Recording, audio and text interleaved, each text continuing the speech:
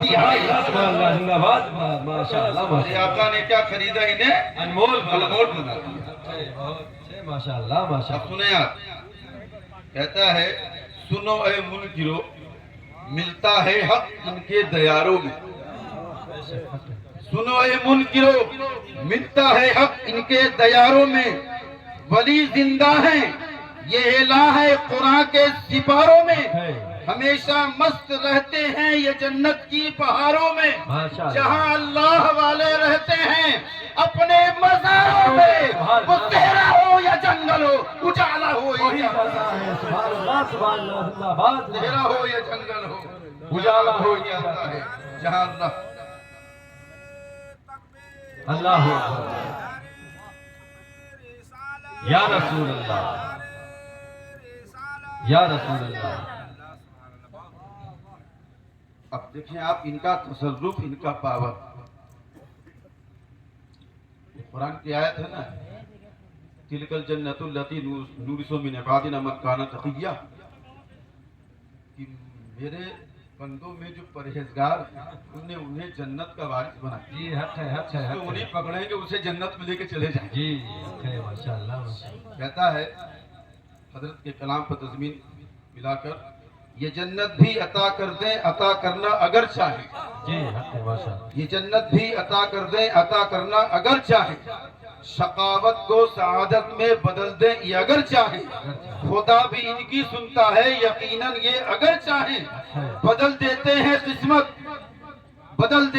قسمت کو بدلنے پر اگر آئیں بدل دیتے ہیں قسمت کو بدلنے پر اگر آئیں جو کہہ دیتے ہیں اپنے منہ سے وہ پورا وہی جاتا ہے. سبحان اللہ سبحان اللہ سبحان اللہ سبحان اللہ ماشاءاللہ ماشاءاللہ. وہ ظاہر لاکھ سترہ گر ہمارا دل نہیں روشن فرماتے ہیں نا کہ نگاہ یار کی شکل سے جس کا دل نہیں روشن وہ عالم ہو یا فاضل ہو اندھا ہو ہی جاتا ہے. تصویر لکھتا ہے وہ ظاہر لاکھ سترہ گر ہمارا دل نہیں روشن تو قبر و حشر تک ہوگا ہمارا کچھ نہیں روشن وہ بخشا کیسے جائے جس کے دل میں تو نہیں روشن وہ بخشا کیسے جائے جس کے دل میں تو نہیں روشن نگاہ یار کی شکل سے جس کا دل نہیں روشن وہ عالم ہو یا فاضل ہو وہ اندھا ہو ہی جاتا ہے. عالم ہو یا فاضل ہو وہ اندھا ہو ہی جاتا ہے.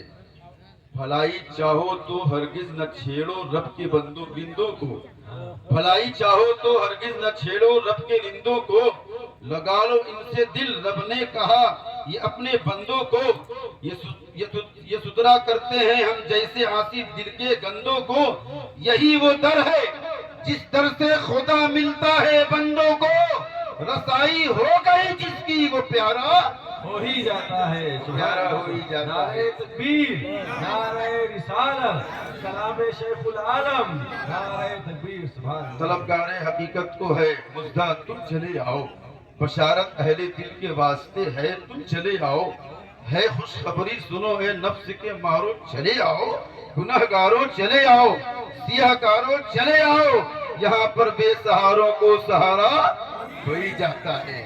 یہاں پر بے سہاروں کو سہارا ہو ہی جاتا ہے. محبت کے مناروں سے صدا یہ دم بدم نکلے محبت کے مناروں سے صدا یہ دم بدم نکلے حسن یہ غیر ممکن ہے کہ اب دل سے صنم نکلے رہو پس سامنے گرچہ ہزاروں بار دم نکلے رضا کے دل کی حسرت ہے تیرے قدموں میں دم نکلے سنا ہے جو بھی مرتا ہے وہ زندہ ہو ہی جاتا ہے. سبحان اللہ سبحان اللہ. ہو ہی جاتا. حضرات محترم میں کچھ بولنا چاہتا تھا لیکن یہ خانقاہی پروگرام ہے یہ میں نے تقریر کا عنوان بدل دیا تھوڑی دیر میں بولوں گا کیونکہ فہرست لمبی ہے اور میں دعا کروں گا اور آپ لوگ سے بھی گزارش ہے جو لوگ نہیں آئے ہیں آپ ان تک یہ بات پہنچا دیجیے گا یہ پیغام جنہیں بابا سے محبت تھی اور بابا اس دنیا سے ظاہری طور پر چلے گئے تو وہ بھی چلے گئے. مرید یہ مریدی نہیں اس کو مریدی نہیں یہ خانقاہ آپ کی ہے یہ گلشن لگایا حضرت نے آپ کے لیے حضرت سے محبت ہے تو آپ کو ہمیشہ یہاں پہ آنا بھی ہے، اور حضرت نے جو دو صاحبزادوں کو آپ کو دیا ہے، عطا کیا ہے، ان صاحبزادوں کے دامن سے وابستہ بھی رہنا ہے، ان کی حوصلہ افزائی کرنا ہے. ابھی یہ جوان، ان پر شفقت کا ہاتھ رکھنا ہے، انہیں محبت دینا ہے، انہیں پیار دینا ہے، اس خانقاہ کو اور آگے بڑھانا ہے.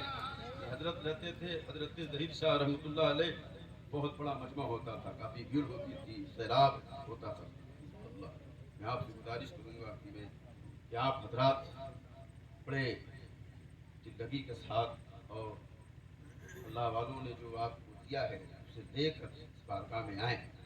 اللہ ارشاد فرماتا ہے قرآن میں، یا ایھا الذین آمنوا اتقوا اللہ وکونوا مع الصادقین، اے ایمان والو اللہ سے ڈرو اور سچوں کے دامن کرم سے وابستہ ہو.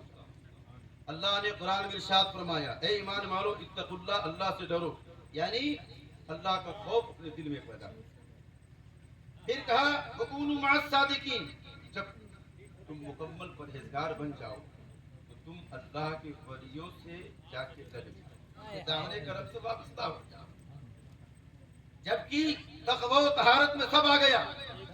میں زیادہ تفصیل میں نہ جاؤں گا، علماء کرام سے آپ سنتے رہتے ہیں. تقوی میں نماز بھی ہے، روزہ بھی، حج و زکوٰۃ بھی ہے، ساری نفلی عبادات بھی ہیں، مجاہدات بھی ہیں، ریاضتیں بھی ہیں، قرآن کی تلاوت بھی ہے، شب بیداری بھی ہے، رمضان کے روزے بھی ہیں، سب کچھ ہے. اس کے باوجود اللہ نے کہا وَكُونُوا مَعَ الصَّادِقِينَ، میرے جو نیک بندے ہیں، یعنی میرے جو اولیاء ہیں، میرے دوست ہیں، میرے یار ہیں، ان کے دامن کرم سے وابستہ ہو جاؤ. اللہ کے نبی سرور کونین صلی اللہ علیہ وسلم کی میں ایک حدیث بیان کرتا ہوں، آپ سنیں اللہ نے کیوں کہا تم اللہ کے ولیوں کے دامن کرم سے وابستہ ہو جاؤ. ان کی بارگاہوں میں چلے جاؤ، ان کی بارگاہوں میں جم کے بیٹھ جاؤ، ان کے دربار کے چاروں پش بن جاؤ، ان کی بارگاہ کے تم گدا بن جاؤ، ان کی بارگاہ کے تم فقیر بن جاؤ. ان کی بارگاہ کے تم جب گدا بنے رہو گے تم پر شیطان کا حملہ کام نہ آئے گا، ان کی رحمتیں کام آئیں گی. جہاں بھی سبحان اللہ، سبحان اللہ، سبحان اللہ، سبحان اللہ، زندہ باد، زندہ باد، ماشاء اللہ، ماشاء اللہ. ایک دعا ہے، یا مقلب القلوب، اے دلوں کو پھیرنے والا. کہتے ہیں اسی سے قلب سے، یا مقلب ہے، جو بھی آپ کہہ دیجئے، جو بھی آپ افعال بنا دیجئے. قلب مانے پھرنا، ادھر ادھر ہونا. یہ دل، قلب اس کو کہتے ہیں، یہ وہ جگہ ہے جو، یہ وہ چیز ہے جو پھرتی رہتی ہے، کبھی ادھر ہے کبھی ادھر ہے. کبھی انسان ہنس رہا ہے کب آیا رونے، کبھی خاموش ہو گیا تم ساکی. انسان کی کیفیتیں بدلتی رہتی ہیں، کبھی بہت بولتا رہتا ہے، بڑا خوش ہے، کبھی تھوڑا خوش ہے، کبھی تھوڑا غمگین ہے، بہت زیادہ غمگین ہے، کبھی اتنا غمگین ہوتا ہے موڈ خراب ہوتا ہے، کوئی بول دیتا ہے اس پر غصہ ہو جاتا ہے. یہ دل کی کیفیات پر ہوتی ہے. جب دل کی کیفیت بدلتی رہتی ہے انسان ویسا بدلتا رہتا ہے. دل اچھا ہوتا ہے انسان اچھا ہوتا ہے، دل خوش ہوتا ہے انسان خوش ہوتا ہے، دل غمگین ہوتا ہے انسان غمگین ہوتا ہے.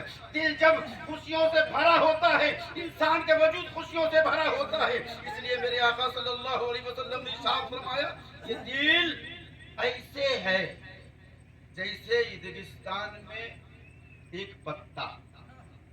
میرے آقا کی حدیث ہے، دل ریگستان میں پتے کی طرح ہے. اب وہ ریگستان نہ درخت نہ کچھ ہے، نہ کچھ ہے، صرف ہی ریت ہے، اس پر ایک پتا ہے. اب ہوا چلے گی تو پتا اپنی جگہ تو رہے گا نہیں. ایسی دل کی کیفیت. اب ہوا، اگر ہوا مغرب سے چلے گی تو وہ پتا پورب کی طرف اڑ جائے گا، اس جگہ رہے گا. اگر وہ ہوا دکھن سے چلے گی تو وہ پتا اتر کی طرف اڑے گا، اتر سے چلے گی تو دکھن کی طرف، پورب سے چلے گی تو پچھم کی طرف وہ پتا اڑتا ہوا نظر آئے گا. اپنی جگہ پر ٹھہرا نہیں رہے گا، کیونکہ اس پتے کو سپورٹ نہیں ملا. میرے پیر و مرشد نے بڑے آسان طریقے سے ہمیں سمجھایا. اے نادان سن سن، یہ دل ریگستان میں پتے کی طرح ہے، لیکن اسی پتے پر ایک مضبوط پتھر رکھ دو، ہوا جدھر سے بھی چلے گی وہ پتا اپنی اپنی جگہ سے ہٹے گا نہیں، وہ اپنی جگہ رہے گا، چاہے وہ پچھم سے ہوا چلے، چاہے پورب سے چلے، چاہے دکن سے چلے، چاہے اتر سے چلے، جدھر سے بھی ہوا چلے گی ہواؤں کے زد میں وہ پتھر نہیں آئے گا، کیونکہ اس کے سینے پر ایک مضبوط پتھر رکھ دیا گیا ہے۔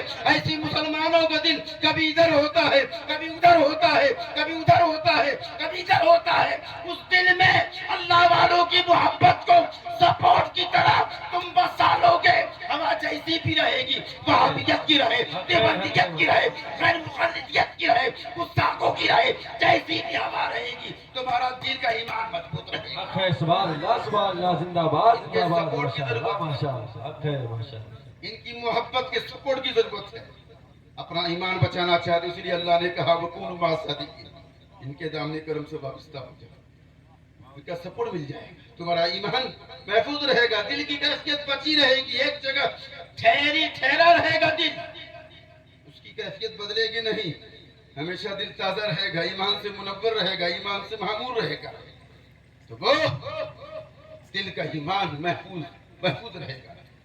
اس لیے اللہ کے نبی ارشاد فرماتے ہیں، اے میرے غلاموں، تم اللہ کے نیک بندوں کی صحبت میں رہا کرو۔ یہ صحبتیں ایسی ہوتی ہیں، انسان خانقاہوں میں کیوں آتا ہے؟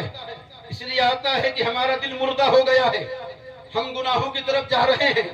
جب دل مردہ ہوتا ہے تو انسان سے گناہ ہوتا ہے، دل مردہ ہوتا ہے تو انسان سے منکرات صادر ہوتے ہیں، دل مردہ ہوتا ہے تو انسان سے زنا بھی ہوتا ہے، دل مردہ ہوتا ہے تو انسان چوری بھی کرتا ہے، دل مردہ ہوتا ہے تو انسان شراب بھی پیتا ہے، دل گندا ہوتا ہے تو وہ معاشرے میں غلط کام کرتا ہے، دل گندا ہوتا ہے ماں باپ کا نافرمان بنتا ہے، دل گندا ہوتا ہے تو نماز سے دور ہو جاتا ہے، روزہ نہیں رکھتا ہے۔ جب دل صاف ستھرا رہتا ہے، دل ایمان کے نور سے منور رہتا ہے، وہی بندہ نماز پڑھتا ہوا نظر آتا ہے، وہی بندہ روزہ رکھتا ہوا نظر آتا ہے، وہی بندہ قرآن کی تلاوت کرتا ہوا نظر آتا ہے، وہی بندہ اپنے ماں باپ کا احترام کرتا ہوا نظر آتا ہے، وہی بندہ خانقاہوں میں جاروب کشی کرتا ہوا نظر آتا ہے۔ یہ اللہ والے ان کے دامن کرم سے وابستہ ہونا چاہیے۔ دیکھیے حضرت مولانا جہانگیر صاحب، یہ عالمگیر صاحب، یہ دونوں صاحبزادے ہیں۔ میں یہی کہوں گا کہ آپ کے لیے یہ نعمت ہے، حضرت کی یہ اولادیں ہیں، انہیں آپ آگے رکھیں، انہیں اپنا امام مانیں۔ جس طرح ہر سال اس سالانہ عرس میں لوگ حاضر ہوتے تھے، شریک ہوتے تھے، اسی انداز میں آپ کو شریک ہونا ہے، ان سے اسی انداز میں ملنا ہے۔ میرے پاس کچھ نہ ہو، پھر بھی اگر میری نسبت اعلیٰ سے ہے تو آپ کو ادب کرنا ہے، گزریا۔ یہ اللہ والے ہیں، ان کی بارگاہی بڑی نرالی ہوتی ہے، ان کی تھوڑی سی توجہ ہو جائے، اللہ انہیں بہت صاحب تصرف بنایا ہے، انہیں بہت تصرف عطا فرمایا ہے، ان کی نگاہ پڑ جائے تو مردہ دل زندہ ہو جاتا ہے۔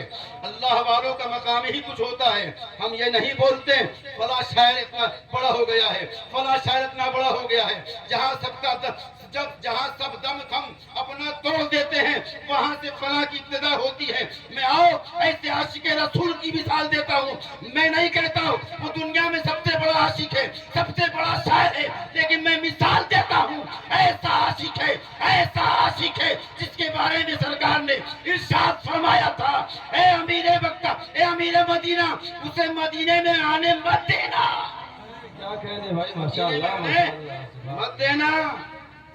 ایسے اللہ والے ہوتے ہیں، ایسے اللہ والے ہوتے ہیں، ایسے شاعر ہوتے ہیں۔ وہ کون ہیں؟ حضرت جامی نقش بندی ہیں، اللہ جامی نقش بندی، جو وہ فرسودہ جا پارا دی اجرا یا رسول اللہ، وہ نعت ہے نا، نعت جب لکھتے ہیں، لکھ کے جب تیار نبی کی طرف چلتے ہیں تو سرکار دو عالم صلی اللہ علیہ وسلم امیر مدینہ کے فام میں آئے، ارشاد فرمایا کہ ہے امیر مدینہ، وہ دیکھو یہ شکل ہے، یہ انسان ہے، یہ یہاں مدینہ آنا چاہتا ہے، اسے آنے مت دینا۔ بہرحال وہ ابھی تک علامہ جامی مدینے میں داخل نہیں ہوئے تھے، وہ لگ گیا اپنے آدمی کو لگا دیا، پولیس کو لگا دیا، شرطا کو، چاروں طرف لوگ کھوج رہے ہیں۔ ایسا اس طرح کام نہ بنا تو پورے مدینہ والوں کو اس نے اکٹھا کر لیا۔ تب تک حضرت علامہ جامی مدینہ شریف میں داخل ہو چکے تھے، پورے مدینہ والوں کو اکٹھا کر لیا اپنے دربار میں۔ ایک ایک کر کے امیر مدینہ کے سامنے پولیس والوں نے پیش کیا، واپس بھیجتے گئے۔ آخری میں علامہ جامی کو پیش کیا گیا۔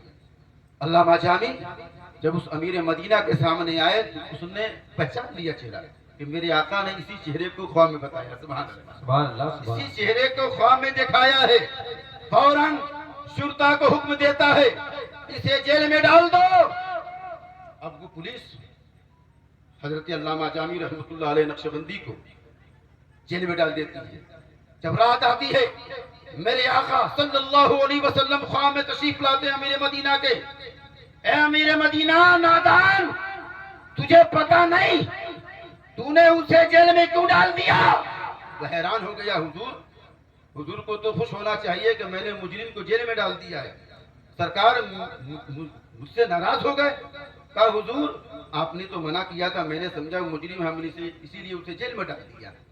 کہا وہ مجرم نہیں ہے، وہ مجرم نہیں ہے، اسے جیل سے نکالو، وہ تو میرا سچا عاشق ہے، سبحان اللہ، وہ تو میرا سچا عاشق ہے، اسے جیل سے نکالو۔ عرض کرتا ہے امیر مدینہ حضور کیا بات ہے؟ آپ نے ارشاد فرمایا ہے امیر مدینہ سن، اس نے ایک نعت لکھی ہے اور بہت دل سے لکھی ہے اس نے، اور وہ نعت لکھ کر میری بارگاہ میں چلا ہے۔ میں روضہ رسول مواجہ رسول کے سامنے کھڑا ہو کر میں اپنے آقا کو یہ نعت سناؤں گا۔ وہ نعت میری بارگاہ میں اتنی مقبول ہو گئی ہے، اتنی مقبول ہو گئی ہے، جب وہ میرے روضے کے سامنے کھڑا ہو کر وہ نعت سنائے گا مجھ سے رہا نہ جائے گا، میں روضے سے باہر آ جاؤں گا، باہر آ کر سے مصافحہ کروں گا۔ سبحان اللہ، سبحان اللہ، زندہ باد، زندہ باد، زندہ باد، زندہ باد، ماشاء اللہ، ماشاء اللہ، بہت اچھے۔ یہ عاشق رسول ہے، یہ شاعر رسول ہے، لیکن میں نہیں کہتا یہ دنیا کے سب سے بڑے شاعر۔ ایسی مثال پیش کر سکتے ہو جس کے لیے میرے آقا نے کہا ہو اسے آنے مت دینا، نہیں تو میں روزے کے باہر آ جاؤں گا۔ یہ راز کی بات ہے، راز ہی رہے تو بہتر ہے، یہ راز کی بات ہے، اسے راز میں رہنے دیا جائے۔ اللہ نے ولیوں کو ایسا کمال عطا فرمایا ہے، یہ اللہ والے ہیں، یہ اللہ کی بارگاہ میں مقبول ہوتے ہیں، یہ سرکار کی بارگاہ میں مقبول ہوتے ہیں۔ میرے دادا پیر حضرت سید عبدالحلیم سیوانی نے ایک نعت لکھی تھی، سرکار کا دیدار ہو گیا، سبحان اللہ، ہم کیوں نہیں دیدار کر پاتے ہیں؟ یہی وجہ ہے ہم مقبول بارگاہ الہ نہیں ہے، ہم مقبول بارگاہ رسول نہیں ہے۔ یہ اللہ والے سرکار کی بارگاہ میں مقبول ہوتے ہیں، رب کی بارگاہ میں مقبول ہوتے ہیں، یہ چاہتے ہیں تو اللہ کے رسول کا دیدار بھی ہو جاتا ہے۔ اللہ والے ہیں، ان کی توجہ کی ضرورت ہے۔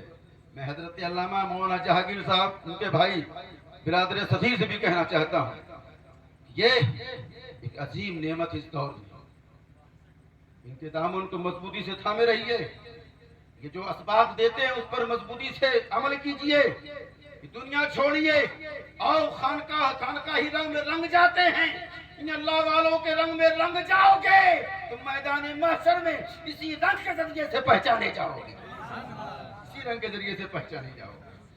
اللہ نے قرآن میں ارشاد فرما دیا ہے میں ہر قوم کو اس کے امام کے نام سے بلاؤں گا، میں ہر قوم کو اس کے امام کے نام سے بلاؤں گا، اور میرے امام حضور شیخ العالم ہے، ہمیں فخر ہے میدان محشر میں ان کے نام سے ہم غلاموں کو بلایا جائے گا۔ حضرت ظہیر بابا رحمۃ اللہ علیہ نے غلامی پیش کی، مکمل غلام تھے، کانپتے تھے حضرت کی بارگاہ، ہمت نہیں ہوتی تھی، وہ کھڑے رہتے تھے۔ اللہ نے اس لیے تو نوازا ہے، ایسا مقام عطا فرمایا ہے، غلامی ہو تو پکی غلامی ہونی چاہیے، پوری غلامی ہونی چاہیے، ان پر فدا ہو جانا چاہیے، اپنی ذات کو فنا کر دینا چاہیے۔ فنا فی الشیخ کا مقام حاصل کرو گے تبھی فنا فی الرسول کے مقام پہ پہنچو گے۔ اللہ کی بارگاہ میں دعا کہ اللہ تعالیٰ ہے ان اللہ والوں کی نسبت عطا فرمائے، ان کی صحبت عطا فرمائے۔ یہ میلاد رسول کا مہینہ ہے، میں एक मिनट की बात कह दूं हजरत, ताकि सरकार का भी जिक्र हो जाए। हजरत शाह वलीउल्लाह मुहद्दिस देहलवी रहमतुल्लाह अलैह बहुत बड़े अल्लामा हैं, इमामुल हिंद है, जिन्हें देवबंदी सुन्नी सब मानते हैं। उनके वालिद मोहतरम हजरत अल्लामा अब्दुल रहीम देहलवी रहमतुल्लाह अलैह वो इरशाद फरमाते हैं कि बड़ा तंगी का आलम था, गुर्बत इफ्लास की जिंदगी गुजर रही थी, कुछ मेरे पास था नहीं। मिलाद का महीना था, 12वीं की मुनव्वर तारीख थी, मेरे आका की पैदाइश वाली तारीख थी। तो मैं अकेले ही बैठ गया, सरकार की गिनात किया, सरकार की तारीफ किया, नात मैंने पढ़ी, और मेरे पास कुछ था नहीं, भी चने थे मेरे पास, सिर्फ चने। सुने आप, सिर्फ चने थे। बड़ा गमगीन होगा कि सरकार और उनकी बारगाह में ये नजराना, ये तोहफा पेश करूं, चने की शक्ल थे। बट गमगीन थे, फिर भी हालात अच्छे नहीं थे, साजगार नहीं थे, आसूदा हाल नहीं थे।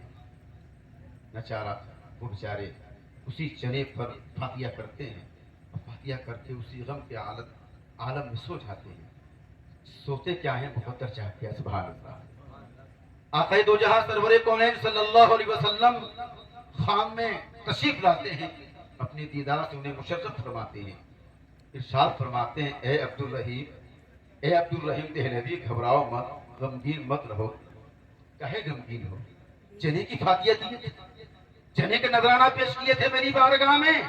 घबराओ मत, जो तूने चना को तोहफतन मेरी बारगाह में पेश किया था, वो चना मेरी बारगाह में आ चुका है। सुभान अल्लाह। वो चना मेरी बारगाह में आ चुका है।